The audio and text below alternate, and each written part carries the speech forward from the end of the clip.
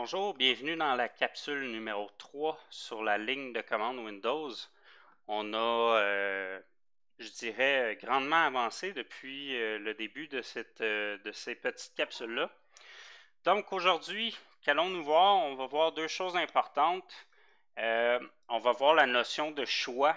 Donc, dans les fichiers d'exécution automatique, on va voir qu'on est capable d'offrir des choix et d'agir en fonction de ces choix-là dans notre fichier d'exécution.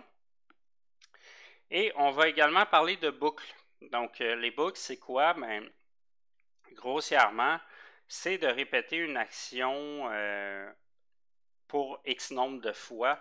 En fait, ça va nous éviter, par exemple, je dis n'importe quoi, là, mais si on voulait faire un fichier d'exécution automatique qui affiche 500 fois le mot bonjour, ben on ne tapera pas écho bonjour 500 fois. On va plutôt utiliser une boucle, justement, qui va prendre peut-être 3 ou 4 lignes de code et qui va nous afficher 500 fois le mot bonjour. Donc, sans plus tarder, on va voir, dans le fond, j'ai décidé de prendre le travail pratique que je vous avais fait faire justement avec, je ne sais pas si vous vous souvenez, mais la caissière au dépanneur qui demandait l'âge de ses clients. Donc, première des choses, on va parler justement de la commande choice. La commande choice, si on regarde brièvement, donc je vais ouvrir une ligne de commande et on va regarder brièvement ce que la commande choice nous permet de faire. Donc, on va voir qu'il y a plusieurs commutateurs, évidemment, puisque un choix, ça va engendrer quand même certains éléments. Donc, on voit que c'est un outil qui permet aux utilisateurs de sélectionner un élément d'une liste de choix et renvoie l'index du choix sélectionné. Donc, on voit que le commutateur C va nous permettre d'utiliser des caractères. Par exemple, les caractères par défaut sont O et N pour oui et non. Donc, ça va nous permettre d'utiliser des caractères spécifiques si, par exemple, vous préférez utiliser, je dis n'importe quoi, mais A et B. N, le commutateur N masque la liste de choix dans l'invite de commande. Le message avant l'invite de commande est affiché et les choix restent activés. Donc, on verra en temps et lieu ce que ça fait. Donc, ici, le commutateur CS permet la sélection de choix en respectant la case. Donc, le choix C majuscule ne sera pas le même que le C minuscule. On a le /T, le commutateur T pour time, qui va faire un délai. Donc, c'est un nombre de secondes qui va s'écouler avant d'effectuer un choix par défaut. Donc, si par exemple, votre utilisateur n'appuie sur aucune touche au bout de 5 secondes, ben, il y a un choix par défaut qui va s'effectuer pour ne pas cesser l'exécution du programme. Évidemment, avec le commutateur T, ça va prendre le commutateur D qui est le choix par défaut. Donc, si on veut que par défaut on réponde oui, ben, il faudra spécifier avec D que le choix par défaut est oui. Et finalement, le commutateur M qui est pour message, donc c'est pour du texte, ça va afficher le texte à afficher pour effectuer le choix. Donc, choice, ce qui est intéressant, c'est qu'on peut en faire l'essai avant même d'intégrer ça dans dans un fichier d'exécution automatique.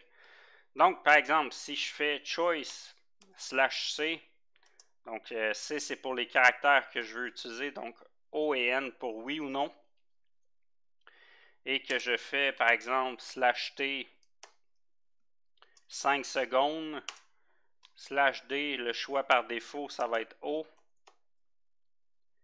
et /M pour mon message qui sera le suivant.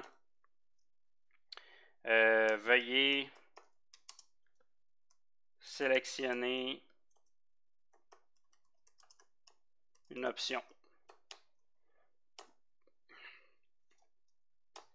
Donc, si je fais Enter, ça me dit veuillez sélectionner une option. On me dit de choisir O ou N. Et vous avez vu au bout de 5 secondes, le O s'est entré automatiquement. Donc, c'est tout simplement comme ça qu'on fait un choix. Maintenant, ce choix-là ne menait nulle part. Donc, il y a une notion aussi pour aller chercher l'index du choix. Donc, pour, dans le fond, savoir ce que l'utilisateur a sélectionné.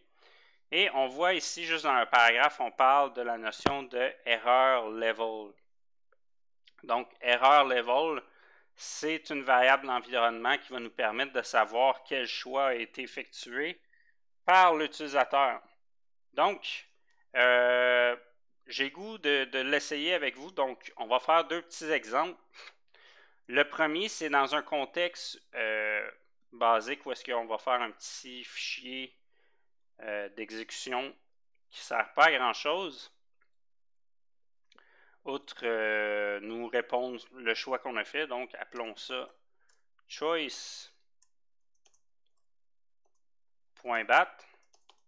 Et dans un deuxième temps, ce que j'aimerais faire ensuite de ça, c'est utiliser le choice dans un contexte un peu plus concret. Donc, par exemple, avec le TP que je vous avais fait concernant la caissière du dépanneur qui doit vérifier l'âge de ses clients. Commençons donc avec le fichier, disons, assez simple dans un contexte plus d'exemple que de réalité dans un fichier d'exécution. Donc, si je m'en viens dans mon fichier et que je commence toujours par la première ligne commerciale echo off, et donc j'entre la commande choice par la suite. Donc, disons qu'on offre un choix entre A, B ou C avec un délai de 10 secondes ainsi qu'un choix par défaut étant A. Et je demande à mon utilisateur veuillez faire une sélection. Donc, ça, c'est la commande standard qu'on vient de voir dans l'invite de commande à laquelle on avait rattaché, aucune conséquence. Donc, peu importe le choix de mon utilisateur, il ne se passait rien. Je vous ai donc tantôt dit qu'il fallait aller indexer ces choix-là à des commandes particulières dans notre fichier d'exécution. Et je vous ai dit que pour ça, on utilisait une variable système qui s'appelle error level. Donc, ce qu'on fait, c'est qu'on vient valider à l'aide des conditions. Donc, on a parlé de conditions dans les capsules précédentes. Et pour valider une condition, on utilise la commande if. Donc, je viens valider if error level, qui est la variable système qui va être impactée par le choix de notre utilisateur, égal. Pourquoi égal? Parce qu'ici, ce qu'on vient faire, c'est une comparaison. Donc, un seul égal signifie mets ça dans ton contenant. Donc, si je mettais seulement un égal et que je disais Gabriel, ben là, un seul égal de même, ça veut dire viens mettre le mot Gabriel dans ta variable. Alors que moi, c'est pas ça que je veux faire, je veux valider, je veux faire une comparaison. Donc, je lui dis si ta variable error level est égale à 3. Là, vous allez me dire 3, comment ça 3? Il n'y a pas de 3 dans ce que tu as fait en haut. En effet, parce que ce qu'il faut comprendre, c'est que choice, la façon qu'il fonctionne, c'est avec le numéro du choix et non pas le choix lui-même. Lui, il ne vérifie pas si on a appuyé sur A, il vérifie si on a pris le premier choix qui équivaut à la lettre A. Sinon, il valide si on a fait le deuxième choix et sinon, il valide si on a fait le troisième choix. Maintenant, vous allez me dire, oui, mais Gabriel, pourquoi tu commences par valider le troisième choix? Pour une raison un peu obscure, avec la variable error level, il faut toujours y aller en ordre décroissant. Donc, il faut valider si le troisième choix a été sélectionné, ensuite le deuxième, ensuite le premier. Donc, ce que je fais ici, je vérifie si le troisième choix a été sélectionné. Si c'est le cas, ben, en fait, ce que je vais lui dire, c'est go to. En fait, je peux même l'écrire sur la même ligne. Go to. Et je vais faire une étiquette. Donc, on a vu les étiquettes un peu aussi dans le TP. Et je vais lui dire, va à l'étiquette que je vais appeler 3. Ensuite, ce que je vais faire, ben, c'est que je vais aller valider mes deux autres conditions. Donc, c'est-à-dire le deuxième et le premier choix. Donc, je fais un copier-coller et je lui dis, vérifie si c'est le deuxième choix qui a été sélectionné. Et finalement, vérifie si c'est le premier choix qui a été sélectionné. Maintenant, je dois faire mes étiquettes. Donc, comment qu'on fait ça une étiquette? Bien, on fait 2 points, puis une étiquette. Le sens des étiquettes, l'ordre des étiquettes n'a pas d'importance. Donc, mais pour une question de logique, je vais utiliser le même ordre que pour la variable error level. Donc, ce que je fais, c'est que je vais commencer par l'étiquette 3 et je vais dire echo, vous avez choisi la lettre C. On se rappelle que c'est juste un exercice pour voir si on est en mesure de faire un menu de sélection pour un utilisateur. Ensuite, je vais faire mon étiquette 2 et vous l'aurez compris, ça va ressembler pas mal à ce qui se passe pour le troisième choix, mais je vais seulement changer la phrase. Et finalement, je fais mon étiquette 1. Et voilà. Donc, qu'est-ce qui va se passer dans ce programme-là? Bien, si mon utilisateur appuie sur A, il va se faire répondre qu'il a appuyé sur A. S'il appuie sur B, il va se faire répondre qu'il a appuyé sur B. La même chose pour C. Si cependant il ne fait aucun choix, après 10 secondes, ce sera la lettre A qui sera choisie par défaut. Donc, on serait rendu à faire ce petit test-là. Mais attention, si vous exécutez ça tout simplement, donc si je fais un double-clic, il ne se passe rien. La commande choice ainsi que la modification de la variable error level, la variable d'environnement, ça nécessite d'exécuter le tout en tant qu'administrateur. Donc, quand je lance le logiciel, on voit que ça me demande de faire une sélection. Et bientôt, on va voir qu'il y a une sélection automatique qui va se faire. Et voilà, vous avez choisi la lettre A. Donc, on voit que mon délai fonctionne. S'il n'y a rien qui est appuyé après un certain temps, c'est la lettre A qui est sélectionnée. Maintenant, ça serait le fun d'essayer d'appuyer sur une touche vraiment. Donc, ce que je vais faire, c'est que je vais appuyer sur B. Et voilà, on me dit, vous avez appuyé sur la lettre B. Et il ne me reste plus que... Il me reste plus que la lettre C à essayer. Donc, C, vous avez choisi la lettre C.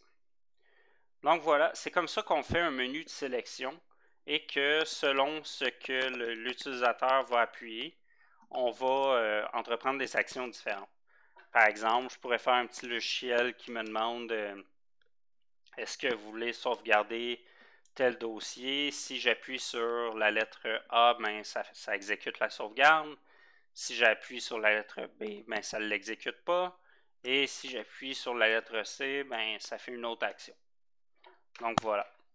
Maintenant, vous vous souvenez que pour le TP, âge.bat, on avait fait, dans le fond, un petit logiciel qui nous permettait de valider l'âge d'un client. Okay. Jusqu'à là, ça allait très bien, ça fonctionnait. Cependant, ce qui se passait, c'est qu'une fois qu'on validait cet âge-là, on avait une réponse du logiciel, le client est mineur ou le client est majeur, puis on avait tout simplement la fin du logiciel. Maintenant, ce qui pourrait être intéressant, c'est une fois que cet âge-là a été vérifié, ben de retourner au début du logiciel pour valider un autre âge. Donc, on sait que, par exemple, dans le cas de cette commis de dépanneur-là, elle doit valider plusieurs clients dans une seule journée. Donc, c'est pas pratique pour elle que le logiciel s'éteigne. C'est pas pratique pour elle que le logiciel s'éteigne suite à la vérification d'un âge donné. Donc, comment qu'on pourrait faire ça? Ben, c'est qu'on va utiliser en fait une étiquette. Donc, on pourrait, après ma barre, faire une étiquette ici. Cette étiquette-là, on pourrait l'appeler tout simplement principale. Disons que c'est l'exécution principale. Donc, j'ai fait mon étiquette ici.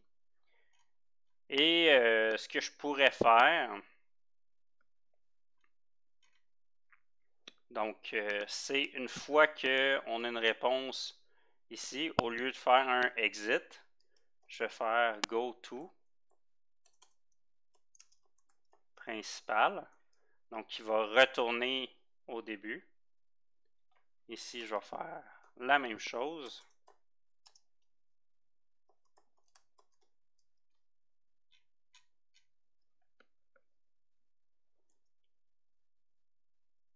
Donc, en fait,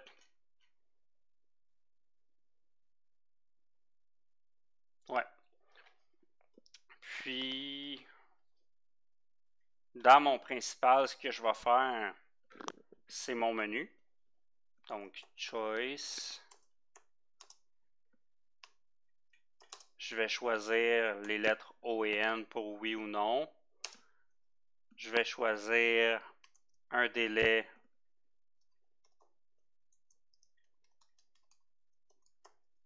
de, disons, 15 secondes. Un choix par défaut que je vais dire non.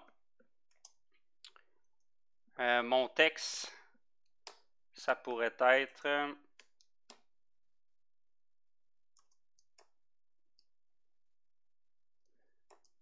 désirez-vous valider un client?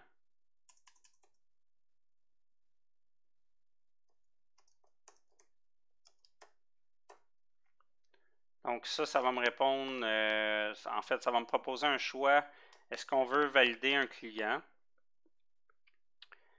Si, donc là, il faut valider avec nos erreur level. If erreur level est égal au deuxième choix. Donc le deuxième choix étant non. Donc, if erreur level égale 2, on va lui dire tout simplement exit, donc quitte le programme.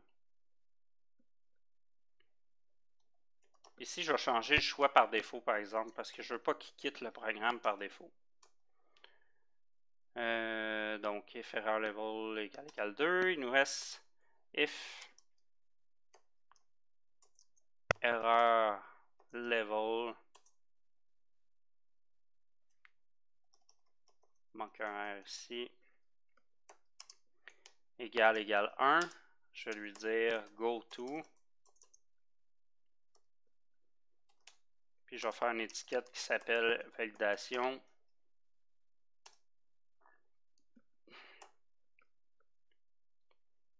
Que je vais débuter ici.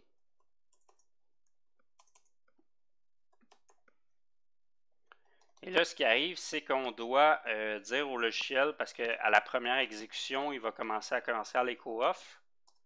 Là, on va lui dire, pour s'assurer qu'il commence à la bonne place, go to principal. Donc, il va tout de suite s'en aller ici.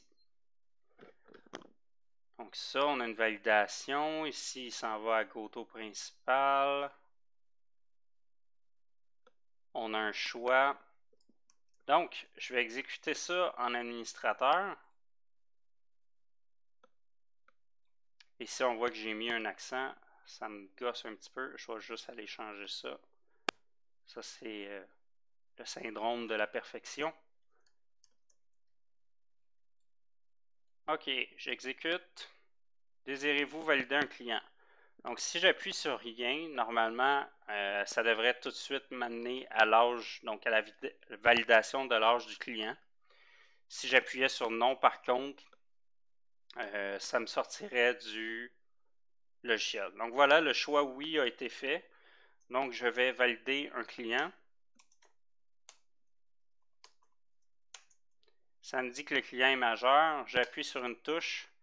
Il me demande est-ce que je veux valider encore un client. Cette fois-ci, j'appuie non. Le logiciel se ferme. Et on pourrait même enlever, là, à la limite, les pauses ici. On pourrait mettre à la place un écho-point.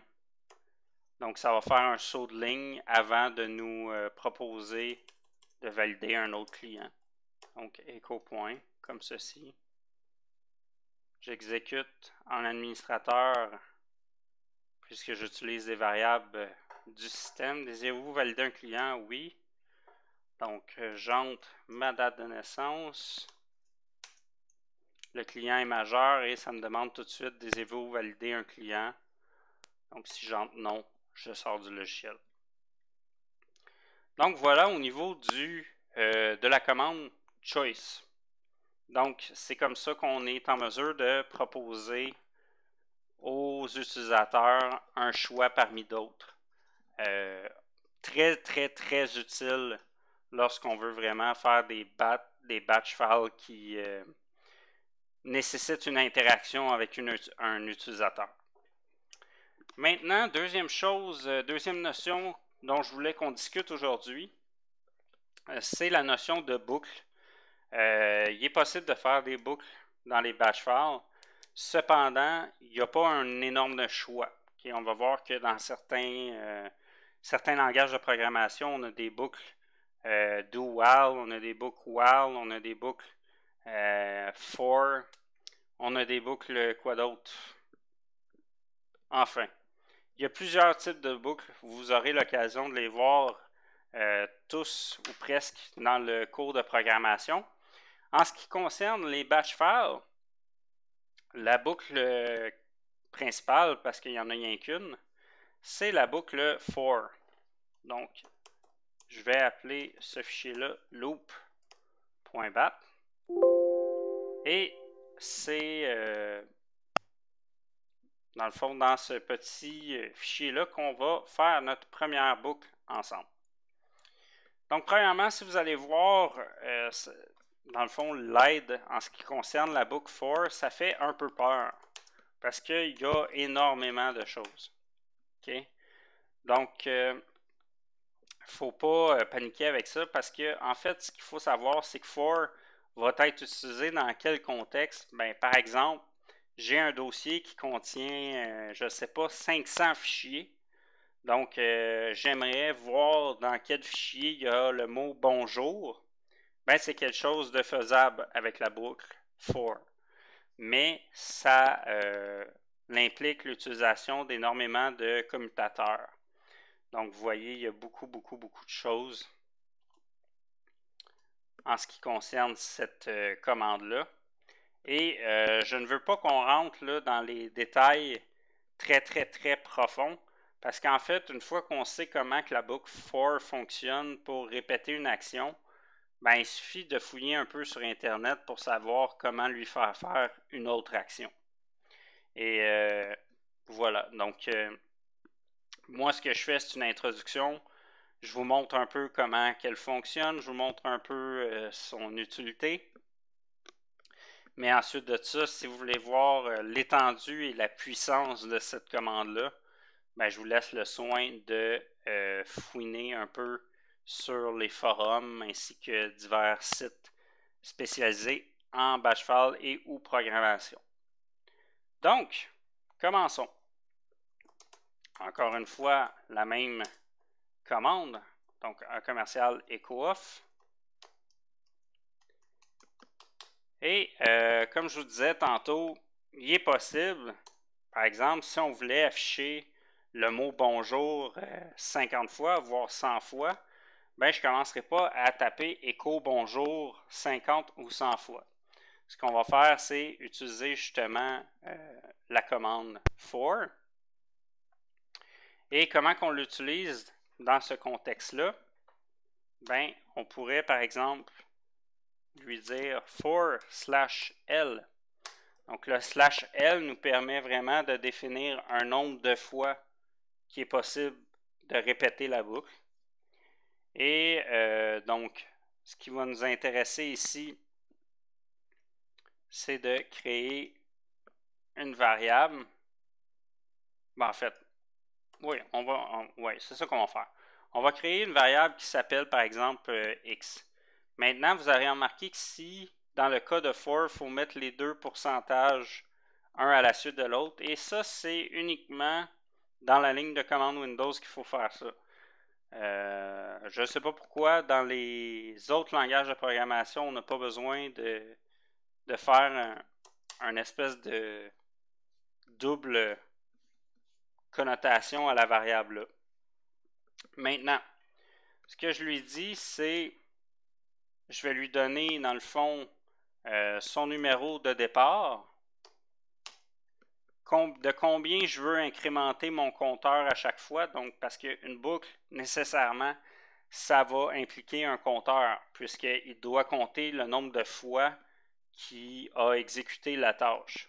Donc, moi, je veux qu'il commence à 1, je veux qu'il incrémente de 1, et je veux qu'il fasse cette opération-là pour 100 fois, disons. Donc, ce que je vais lui dire, c'est... Ensuite, je lui dis do. Mais là, do, ça veut dire fais ce que je te demande pour le nombre de fois. Donc,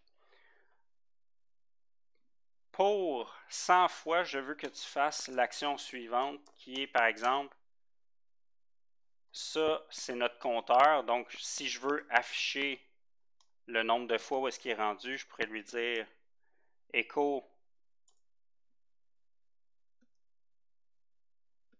pourcentage X. Donc là, il va vraiment m'afficher le nombre où est-ce qu'il est rendu. Et je pourrais lui dire, bah tiens, on va commencer avec ça. Ouais, on va commencer avec ça. Donc, ça, c'est tout simplement une loop, en bon français, une boucle. Donc, cette variable-là, qui est mon compteur, va être commencé à 1, va être incrémenté de 1 pour 100 fois consécutives. Donc ça, c'est la variable qui va changer à chaque tour. Donc ça va être 1, 2, 3, 4, ainsi de suite. Et l'action que je lui fais faire, ben, c'est tout simplement de m'afficher où est-ce qu'il est rendu. Et vous allez voir, ça se passe très très vite. Donc je vais l'exécuter en utilisateur pour commencer. Vous avez vu à la vitesse à laquelle ça s'est passé, ça a à peine eu le temps d'ouvrir. Donc je vais aller ajouter une pause. Donc pause. Et je réexécute. Voilà, je veux dire, la fenêtre ouvre et c'est déjà fait. Donc ça se passe très très vite. Là. Si je voulais avoir le temps sans mettre de pause, peut-être si je mettais comme un chiffre exagéré là, comme disons 10 000, tiens. Peut-être que là, on va avoir le temps. J'ai-tu enlevé la pause? J'ai même pas enlevé la pause. Tiens, je vais l'enlever. Donc, on réessaie. Ah, vous voyez, on l'a vu compter pas très longtemps, mais on a eu le temps de le voir. Je vais aller remettre ma pause. Donc, c'est là qui est facile de voir à quel point un ordinateur va très très vite. Ah, bon, ben, on comprend pourquoi ça se passe quand même vite. Le maximum semble être 1000. Donc, quand je vous disais que les notions arithmétiques pour batch, c'était très restreint, mais on voit qu'il est... Ah non, j'avais rentré 1000. Ah, il est peut-être capable finalement. Il me manquait un 0. Mon erreur, désolé. On réessaye. Donc là, on a le temps de le voir compter, mais quand même, on voit que en l'espace de 5 secondes, l'ordinateur a eu le temps de se rendre à 10 000. Donc, on voit à quel point c'est rapide. Donc, 10 000 chiffres. Ça vous donne une idée de, par exemple, la vitesse à laquelle un ordinateur est capable d'effectuer des opérations. C'est fascinant. Donc, c'est comme ça qu'on est en mesure de faire une boucle consécutive. Maintenant, dans quel contexte qui serait possible de faire ça? Ben, comme je vous disais tantôt, vous avez un dossier qui contient une panoplie de fichiers. Ben, ça peut être très intéressant d'aller voir quel fichier contient quel mot. Et donc, on va se faire un petit exemple ensemble dans un contexte un peu plus réel. Un exemple concret qui serait à faire, par exemple, avec une boucle for en ligne de commande Windows, ça serait par exemple si on voulait regarder le nombre de dossiers existants portant un nom spécifique ou un nombre de dossiers qui pourraient se trouver à quelque part dans l'ordinateur sans qu'on soit sûr à 100% de où ça se trouve. Comment il serait possible de faire ça? C'est qu'on pourrait faire une boucle qui va aller vérifier, dans le fond, tous les dossiers à partir d'un endroit déterminé dans l'ordinateur qui porterait un nom ou une partie de nom donné. Pour faire ça, évidemment, notre fichier d'exécution va toujours commencer par à commercial echo off. Et ce qu'on va faire maintenant, c'est utiliser la boucle for, mais avec un commutateur qui est D pour directory. Et à ce commutateur-là, ce qu'on va faire, c'est qu'on va ajouter notre compteur, donc par exemple I. Donc, pourcentage I.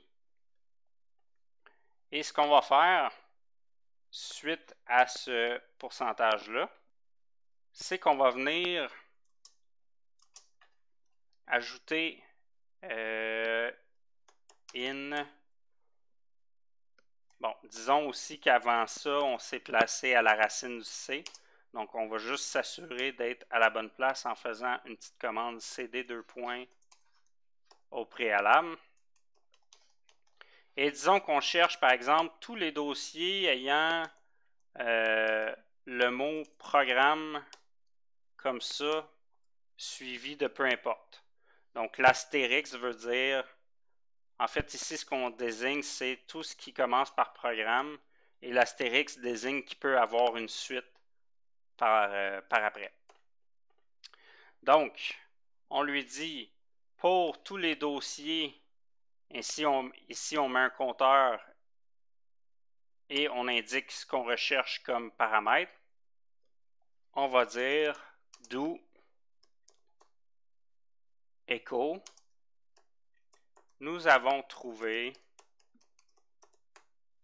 Et là, on va afficher notre variable. Sauf qu'on va lui rajouter un petit paramètre particulier qui est nx. Nx, c'est pour n, c'est pour name et x, c'est pour extension. Et on va dire 1. Non, c'est pas vrai, i, pardon. Donc, dans le fond, name extension de notre variable compteur ici. Donc, on lui dit pour tous les dossiers que tu vas trouver à l'endroit où la commande est exécutée, soit dans le C, comprenant le nom programme, donne-nous echo, nous avons trouvé. Donc, le programme, dans le fond, va nous afficher tous les dossiers qu'il trouve avec le mot programme dans le C. On va mettre une pause à la fin de tout ça. On sauvegarde. On va essayer ça. Et là, on devrait avoir quelque chose qui est un peu plus concret. Donc, évidemment, vous reconnaîtrez un peu les résultats. Nous avons trouvé Program File, on s'en attendait, et nous avons trouvé Program File x86. Bon, ça, c'est dans le cas où il y a juste deux dossiers. Par contre, il y a un commutateur qui est intéressant à utiliser. c'est le commutateur R qui est pour récursif. Dans le fond, c'est que au lieu de faire sa recherche seulement dans le C, il va faire sa recherche dans le C et dans tous les sous-dossiers du C. Et là, ça devient intéressant parce que on va s'apercevoir que des dossiers qui comportent le nom programme dans Windows, il y en a beaucoup. Et là, l'exécution n'est pas terminée. Voilà. Donc, vous voyez, déjà, on a trouvé tout ça. Donc, ce sont tous les dossiers qui comportent le mot programme en anglais, des fois avec un S, des fois programme en français, des fois il y a d'autres choses qui suivent. Donc, programme file common. Donc, c'est le genre d'utilité que peut avoir for. Okay? Donc, c'est une boucle qui nous permet, on est capable d'utiliser ça pour énumérer des dossiers, énumérer du texte. On va être capable d'utiliser for pour répéter une action un certain nombre de fois. Donc, c'est à ça que sert une boucle de façon générale lorsque vient le temps de faire la programmation, que ce soit au niveau batch ou que ce soit au niveau de tout autre langage. Donc, voilà au niveau des boucles. Et c'est ce qui va compléter notre capsule numéro 3 sur la ligne de commande. Je vous invite à aller voir un petit site internet intéressant que j'ai trouvé qui s'appelle ss64.com. Donc, ss64.com, je vais vous montrer de quoi a l'air la fenêtre. Donc, voici. C'est vraiment des références au niveau des lignes de commande qui sont très, très intéressantes. Donc, évidemment, il y a du Linux, il y a du macOS, il y a du PowerShell, bon, il y a toutes sortes de choses. Mais au niveau CMD, on parle vraiment de la ligne de commande Windows. Et vous avez vraiment une panoplie de choses. En fait, je pense que tout est trouvable ou presque. Donc, par exemple, aujourd'hui, on a vu for. Donc, si je fais une recherche, ben, on a vraiment des références directement sur le site SS64. Donc, si je viens ici, ben là, j'ai tout ce qui est en lien par rapport à for. Et si vous allez dans le bas aussi, vous avez ce qui est relatif. Donc, par exemple, les goto qui sont utilisables amplement avec for, vous pourriez, par exemple, aller voir comment faire des étiquettes, la vérification des conditions avec if et là, et les paramètres d'argument qu'on a parlé. Donc, je vous ai parlé de NX tantôt, qui est pour Name and Extension, pardon. Donc, qui sont des paramètres supplémentaires à utiliser avec le fameux tilde. Donc, voilà pour cette capsule numéro 3. On avance à grands pas de géant. Évidemment, c'est que je considère que vous faites beaucoup de travail de votre côté. Et n'hésitez pas, surtout si vous avez des questions, à communiquer avec moi en tout temps. Donc, ça va me faire plaisir de vous aider dans votre progression.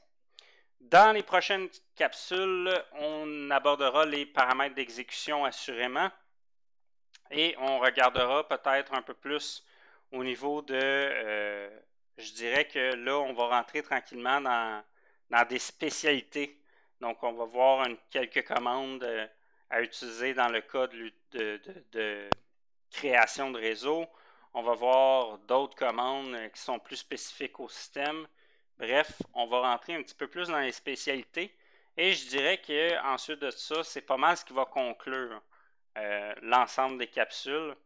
Dans le fond, c'était vraiment dans l'optique de faire une bonne révision et une bonne entrée en la matière dans le cas où vous passez par la RAC. Donc voilà, n'hésitez pas si jamais vous avez des questions. Sur ce, je vous souhaite une agréable journée.